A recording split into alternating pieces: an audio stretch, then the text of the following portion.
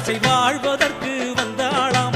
6 கால பூசை கேட்டு தேவி ஆரவாரமா இருக்காளாம். கண்ணுக்குள்ள கண்ட காட்சி எல்லாம் அன்றும் கட்டி காக்க முடிவதில்லை.